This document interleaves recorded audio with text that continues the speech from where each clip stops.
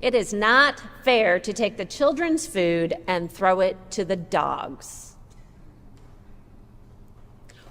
What in the name of the good news is going on here?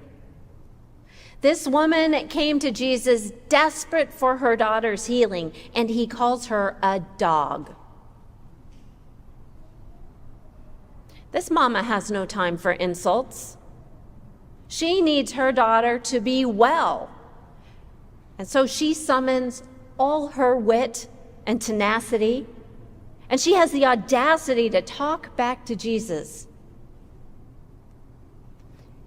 He, in turn, listens and heals her daughter.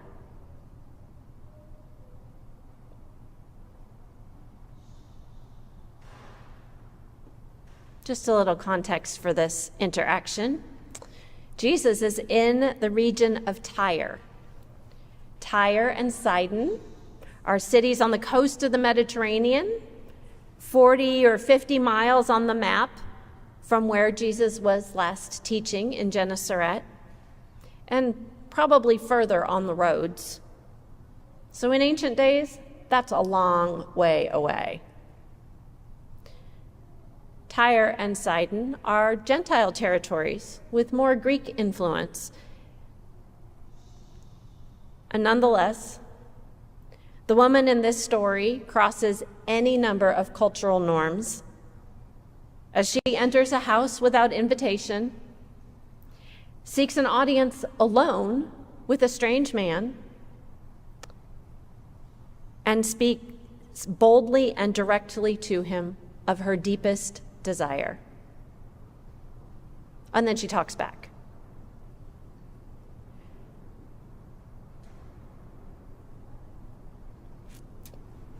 Jesus didn't want anyone to know where he was. So perhaps he was surprised to see this woman just appear.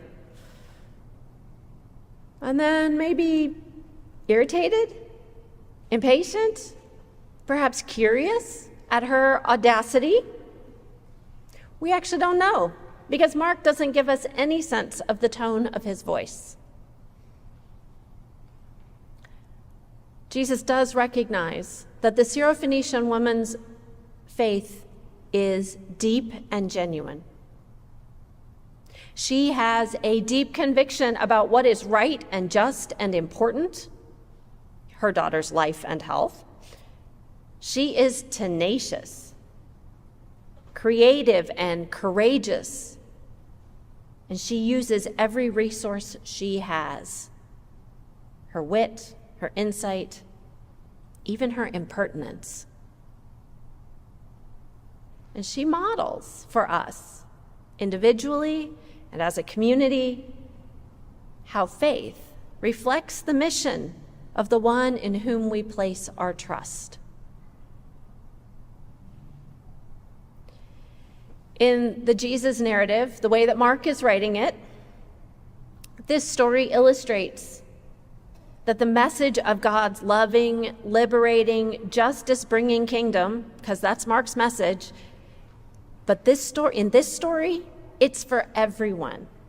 Even the people the historic Jewish community would have spat upon and derided as dogs.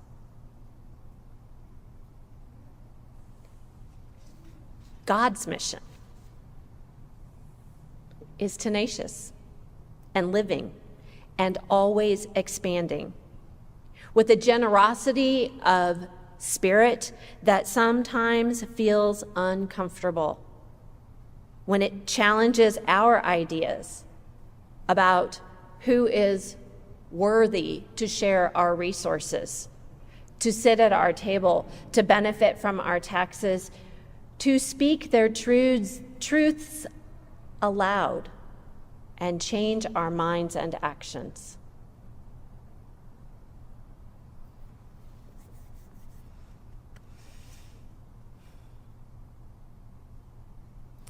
Today, here at Trinity, we are engaging with our curiosity and tenacity to live into God's mission.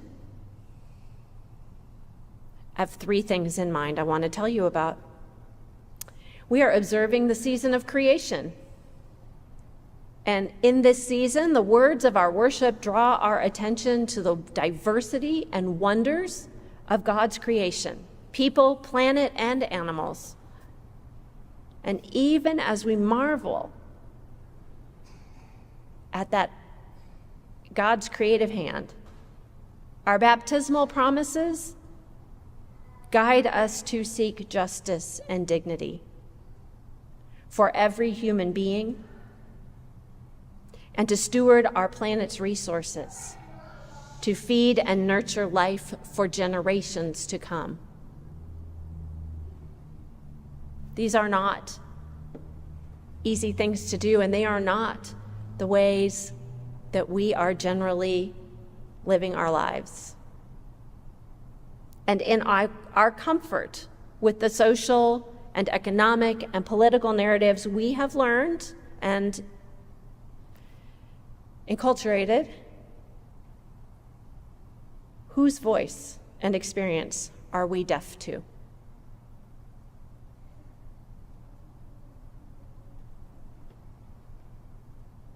Curiosity and tenacity for loving and serving God are taking our diaconal postulant Nathan to a new community, to an internship, forming him for future ministry. And we will send him today with our blessings and eagerly await news of his learning. Nathan has been the main chef for our third Sunday community meals. And without him, our Trinity community will be rallying together to lean into God's mission of feeding hungry people every month. I wonder what joy and creativity will emerge as we together share love that is shaped like food and hospitality with our neighbors.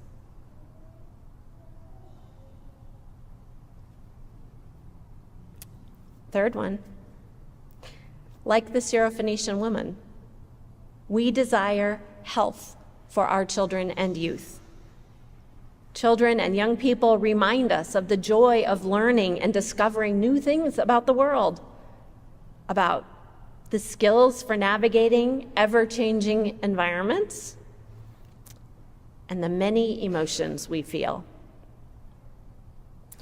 In Seattle, public schools returned to the classroom this past week, to the collective delight of many parents.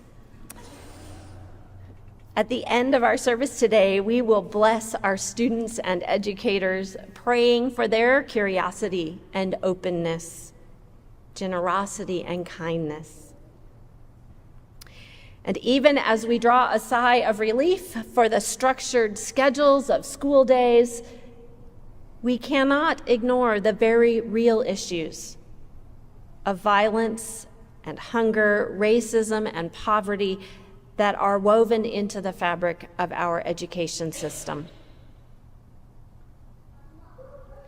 How will we, believing in the dignity of every human being, continue to advocate audaciously for our children's and educators' social, mental, and physical health and well-being?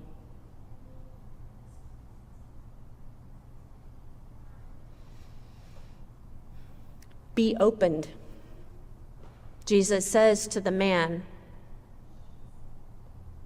who was deaf and mute, who finds his voice. Be opened. Jesus' heart was opened to see and share good news with people he never expected to share it. Jesus opens our ears and releases our tongues to proclaim God's grace through our curiosity and tenacity. Be opened.